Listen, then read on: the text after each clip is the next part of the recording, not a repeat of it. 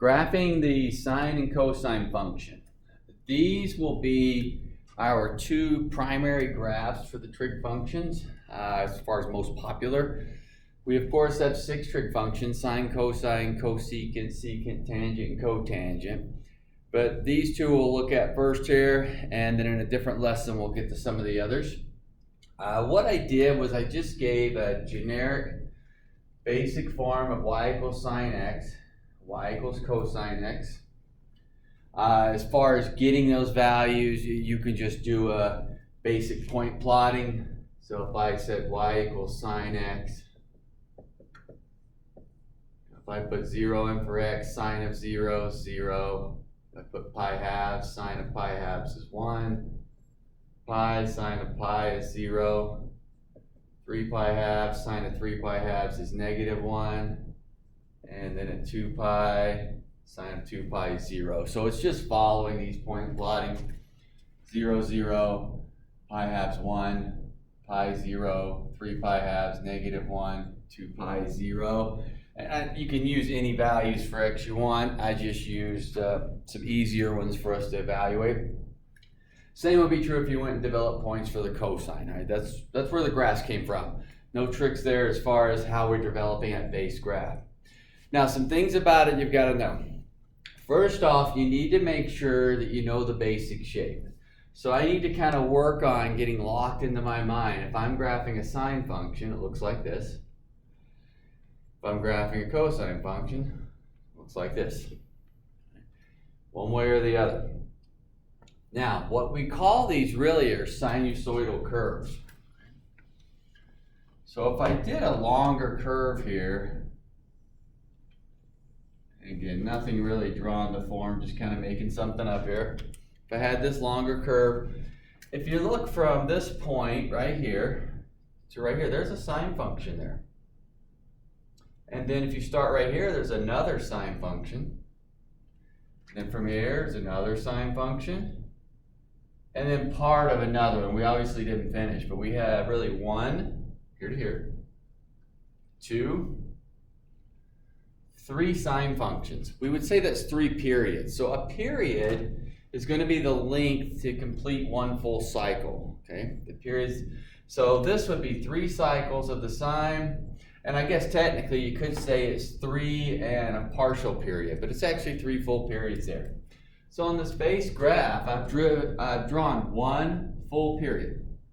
And so the next step would be if I wanted to draw 2 periods, it'll just keep going. 3 periods, it'll go again. And our goal is going to be to draw 1 period, because if we can draw 1 period, we can draw 10 periods. All we're going to do is copy the same thing we did the first time over and over.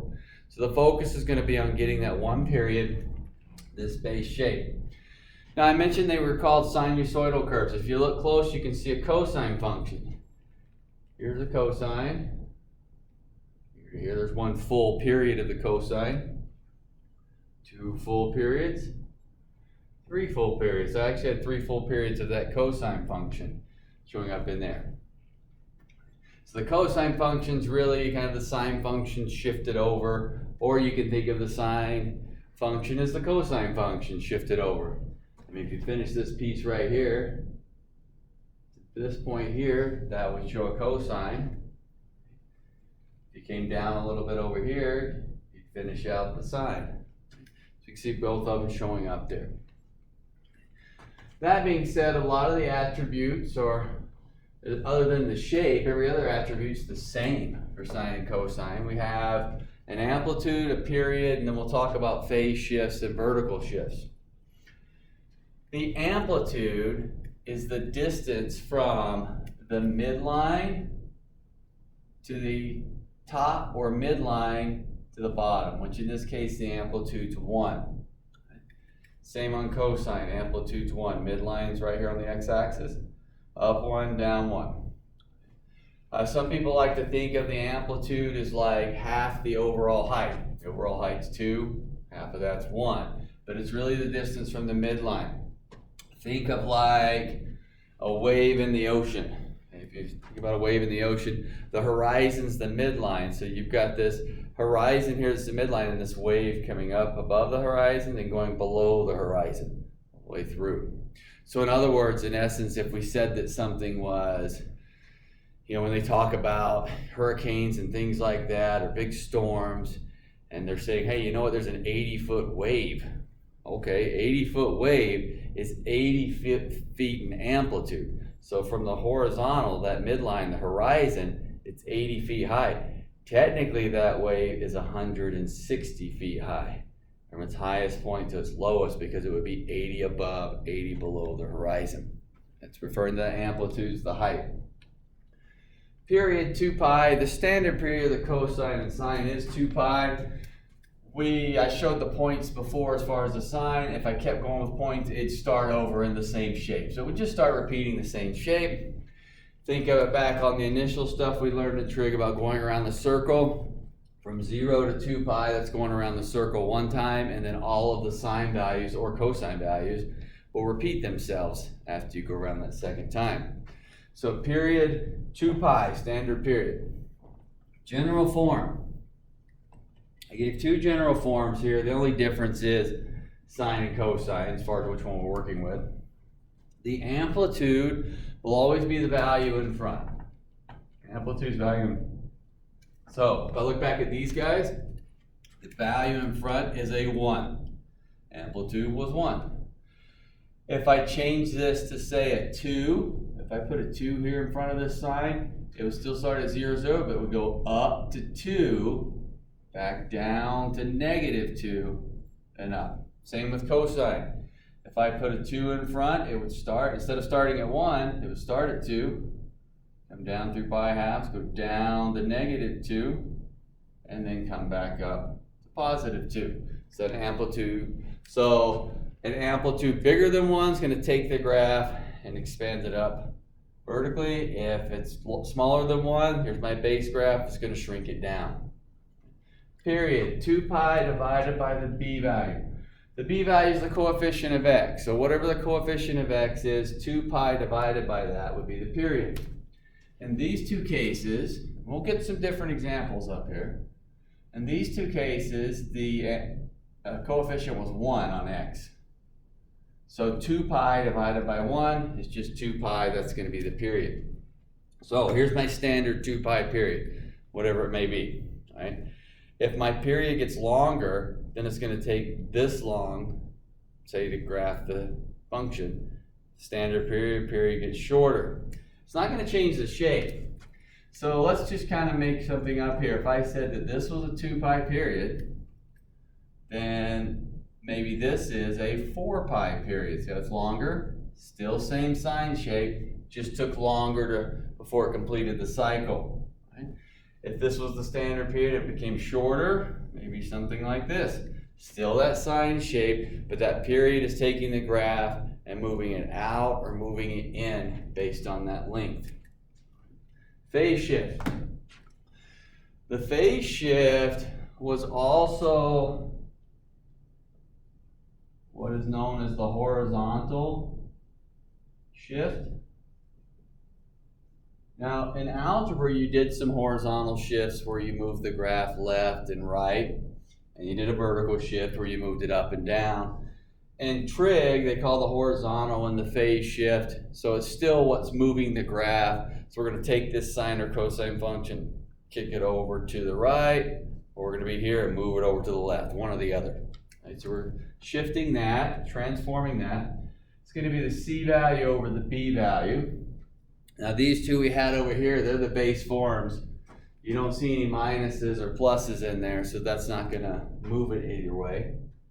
The vertical shift d, the number on the outside, it's going to move it up or down. So if there was a plus or minus something, if it's the +5, it's going to take the whole graph, move it up 5 units.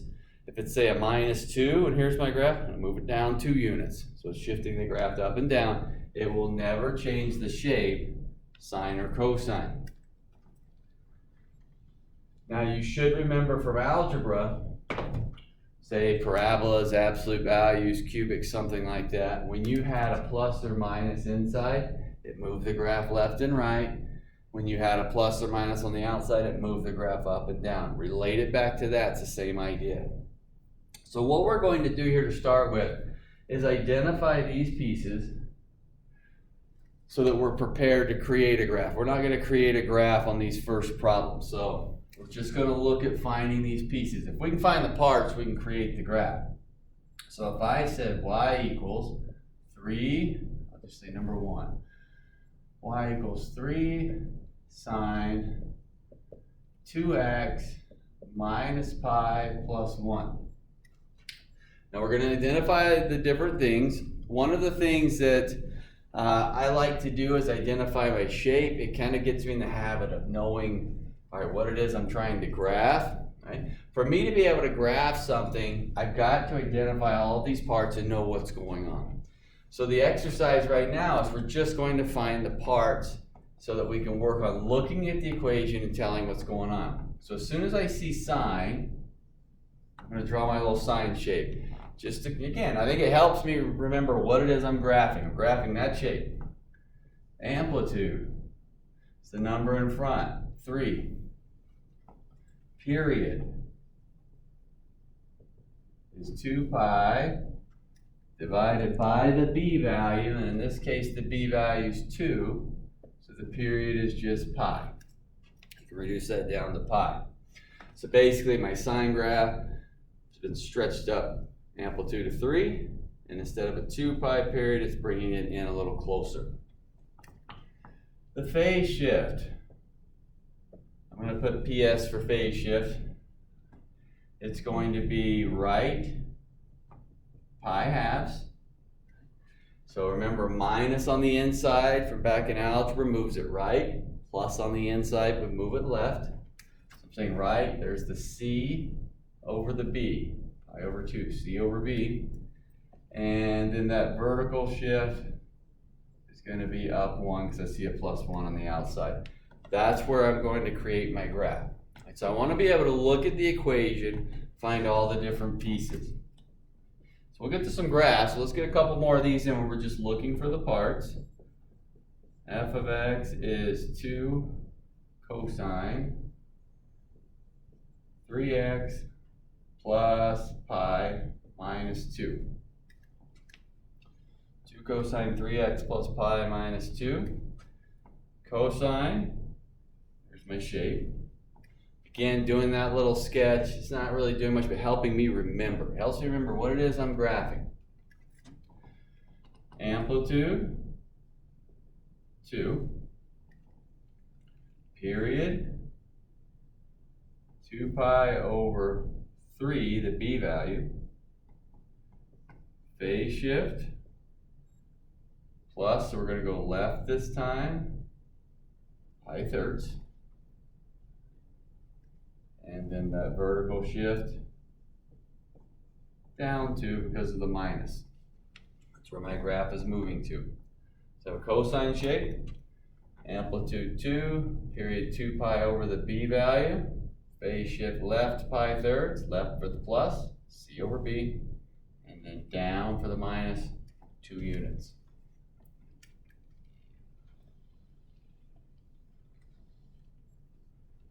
Wow.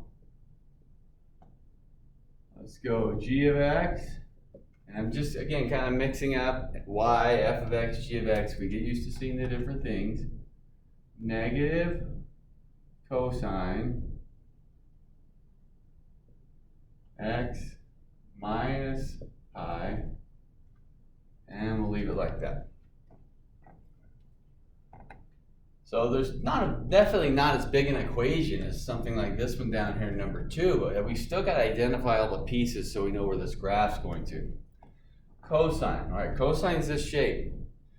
Now think in algebra, what happened when you had a negative in the front? That negative in the front of that parabola, absolute value, cubic, square root, the exponential. When you had a negative in front, it flipped the graph upside down. So now this is my shape. And this is one of the reasons I like to put this down when I'm identifying the stuff. A lot of times when I go to actually graph it, I'm looking back at this guy, not the original equation. So if I had this here reminding me it's upside down, that kind of helps me on the graphing idea. Amplitude 1, coefficients 1.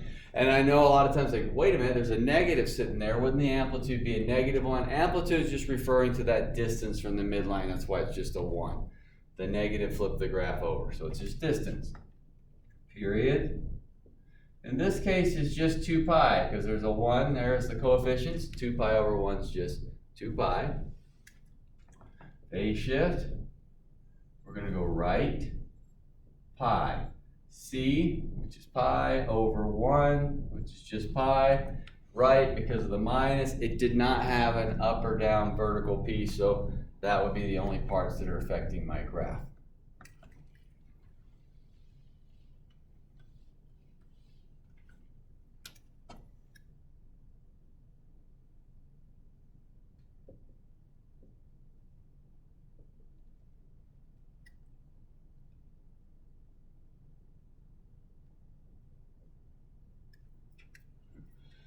-2 sine of 3x plus 1. Oh, that can't be an x, theta. Made a mistake there. So again, another look, f of theta just means theta is the variable inside. We can still think of it as an x and a y. Just trying to keep my variables the same and give you a little bit of a different look. Sine, but negative, so it's upside down. So I'm going to go down first and then up. So I'm just flipping this guy over. So it's going to come down first, then up. Amplitude 2, period, 2 pi over 3 is the coefficient. There is no phase shift here because there's no plus or minus on the inside, so it didn't move the graph left or right. But there is that vertical shift of up 1 for that piece. All right, take a moment, look back at those 4 problems, rewind a little bit to see the first 2 if you need to, if you didn't get them down all the way. But we've got to make sure that we're understanding where the different pieces are coming from. Once we have the different pieces down, we can use that to create the sketch.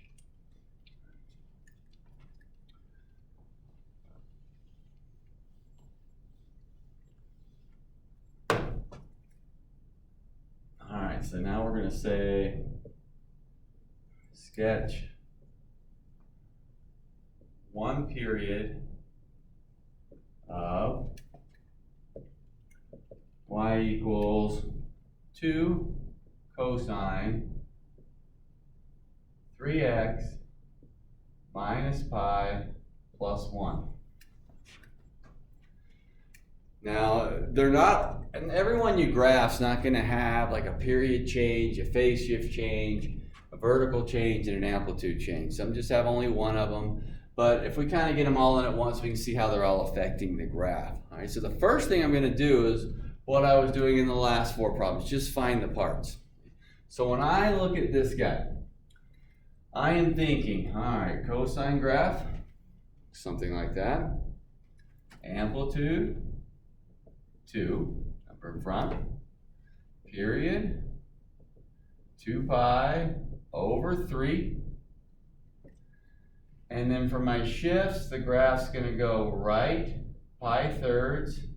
I'm just going to write the 2 shift together, the horizontal and the vertical. So this was the phase shift, right, pi over 3, and then the vertical shift up 1. Now our goal is to graph 1 period. 90+% of the time you're asked to graph 1 period. If you're ever asked to graph 2 periods, well then do all the work to graph 1 and then just copy the same graph over again 1 more time. If you're asked to graph 3, you're going to do it 2 more times. So all the work is in getting 1. So if we can get 1 down, the rest is pretty easy to just add on. Now for me to sketch this, it's a cosine graph. So what I'm taking is this basic cosine graph here. I'm going to stretch it by a factor of 2. Instead of a 2 pi period, it's going to come into 2 pi thirds. It's going to be shorter. And then I'm going to pick the whole graph up and go right pi thirds and move the whole graph up 1. That's what I have listed here. Now that's tough to visualize for a lot of us. right? I mean, we understand how to move a graph and what the different parts mean, but to actually take this point or this point or this point and move it all of those different values, that becomes kind of tough. So here's one thing that I like to do. For doing one period, I like to say on the one part x min, x max. So in other words, where is my x value going to start for the period? Where is it going to end? The y min and the y max. I like to try to figure these out, because if I get these guys figured out, then I know I'm, say, going from here to here on the x, and from here to here on the y. Tells me where I'm locking it in. X's are periods, that's left and right. So the period's 2 pi thirds. So that means this thing's going to go from 0 to 2 pi thirds. So instead of 0 to 2 pi, it's brought in some. Amplitude refers to the y's. -2 to 2. Since the amplitude was 2, it's going to go below 2, above 2. There's my y values. Now I'm going to bring in the phase shift and the vertical shift. Let's look at the vertical first. The graph's moving up 1. So you think, if the graph moves up 1, would that affect the x's or the y's? Up 1. That's going to affect the y's. So if the graph goes up 1, instead of the bottom number being -2, it's going to be -1, and the top number would now be 3. So everything was shifted up 1. Right pi thirds. So instead of starting at 0, it's going to move to the right. So that's going to move to the right pi thirds.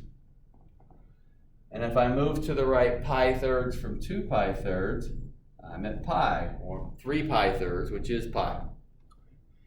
So now where I'm going to draw this one period is between pi thirds and pi on the x, between -1 and 3 on the y. So let's review what happened here. The period set the x's, 0 to 2 pi thirds. The amplitude set the y's, -2 to 2. Then the shift came in. If I move the graph to the right pi thirds, I'm moving the x min to the right, the x max to the right, a value of pi thirds. If I'm moving the graph up 1, I'm moving the min up 1, the max up 1. Now I'm going to line up for my sketch. So I'm going -1 to 3. Here's -1. 1, 2, 3.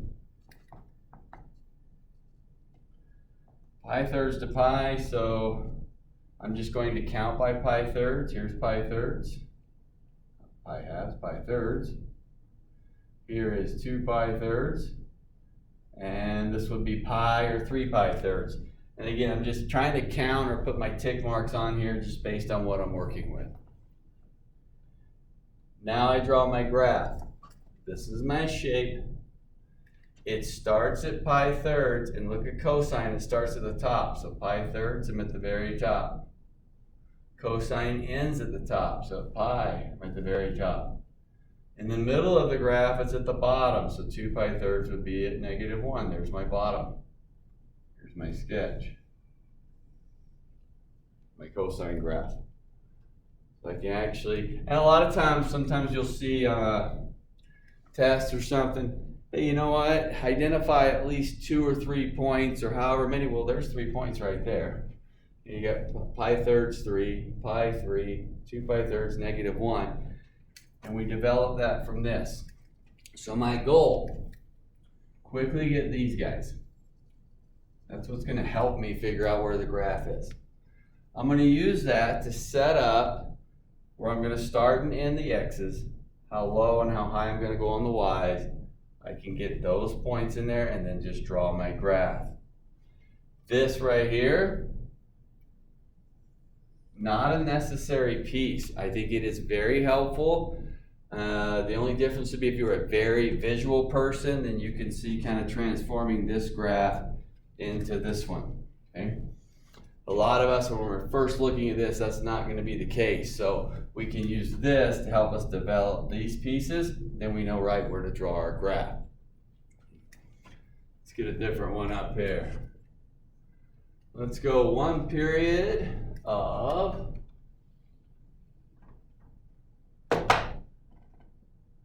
go y equals 3 sine 1/2 x, and we'll go minus 2. 3 sine 1/2 x minus 2. So again, we're going to look at that and then find our parts. So I'm going to say my graph is a sine function. Expecting that type of graph. Amplitude is 3. Period is 2 pi over 1/2, which is actually 4 pi. So remember, we reciprocate, so you'd take the reciprocal, multiply 2 pi times 2 would be 4 pi. So instead of right here, 2 pi length is stretching out. My shift is going to be down 2. So in this case, there was no inside plus or minus, so there's not a left and right shift, but it is kicking down 2. All right, now I'm going to set this up. Period sets the x min and max. Period's 4 pi. 0 to 4 pi. Amplitude sets the y min and max. -3 to 3. Then bring in the shifts.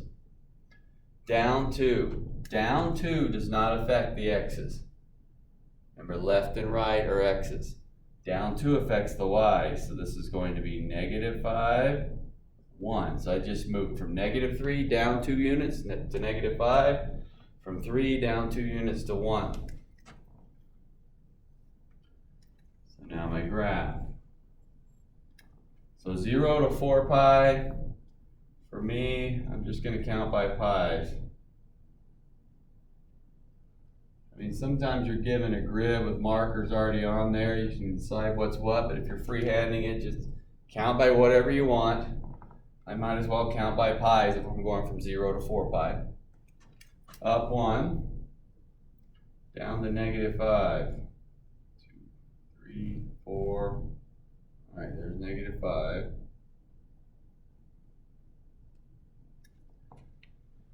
Then I look at my shape. Remember, sine starts at the midline. Here's our basement. Starts at the midline, comes back through the midline, ends at the midline. So the key is it begins at the midline, ends at the midline. Cosine was different. Started at the highest point, ended at the highest point. We need the midline. The midline on the sine graph is halfway. That's going to be at -2. So again, 1, 2, 3 units down, 1, 2, 3 units up. There's my midline. So we're going to start at 0. That means at 4 pi, we're at -2 also, and halfway through, we're at 2 pi, down at -2. So visualize what's going on here. We're going to go up, back down, complete this shape. So halfway between here, I'm going up to 1. First part. At 3 pi, I'm going down to -5. I am not the best freehander, so pretend my graphs look good. But you kind of get the point. I'm following this piece here. And there's my sine shape.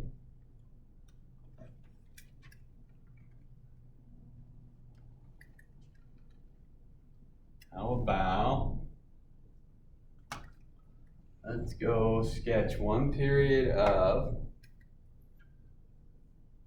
y equals, let's do a negative this time. We'll go -2 cosine 2x minus pi. Actually, let's go plus pi. We did a minus already. And then we'll go plus 1. So a -2 cosine, so we got a cosine graph upside down. So my thought is this right here, something looking like that, roughly. A little better than that. Let's see, something like that. Now I need my amplitude, period, phase shift. So my amplitude in this case would be 2. Amplitude is 2. Amplitude 2. Period. 2 pi over 2, which is pi. So 2 pi over that b value. We're going to shift left because it's plus, pi halves, and then up 1. So now we're going to set these pieces up so I know where I'm graphing it between. I'm going to have x min, 0, max, pi, that's the period. Y min, -2, max 2, because that's the amplitude. Left pi halves. If I go left pi halves from 0, that's negative pi halves. If I go left pi halves from pi, now I'm at pi halves. So pi minus pi halves would be at pi halves. Up 1, that would be -1, 3 if I move that up 1. That gives me what I need for the graph. So let's see. I'm going to go from negative pi halves, I'll put that right here, negative pi halves, to pi halves, -1, to 1, 2, 3. Lowest, highest, left endpoint, right endpoint for my one period. All right, now we're going to go through, get my sketch, look back here, there's that upside down cosine. So it's going to start at the bottom. So negative pi halves, it is at its lowest point at pi halves, lowest point, bottom. In the middle is going to go to its peak, so it's 0. Up here at 3. And there's all I need for my rough sketch, like that. A lot of things going on here with the sine and cosine graph, but I do think that the essential pieces would be make sure you can look at the equation and pull these parts out. That's very similar to what you did in algebra with all the transformations. You know, a lot of times we'll know, hey, I know my base shapes, but I need to know where they move to so I can use all of these pieces in here to help me out. I want to get pretty quick at just looking at the equation and coming up with this. I know sometimes the graph is tedious and trying to get those pieces out. I do think this can be helpful. As far as mins and max for x developed by the period and then moved by the shift. Mins and max for y developed by the amplitude, then moved by the shift.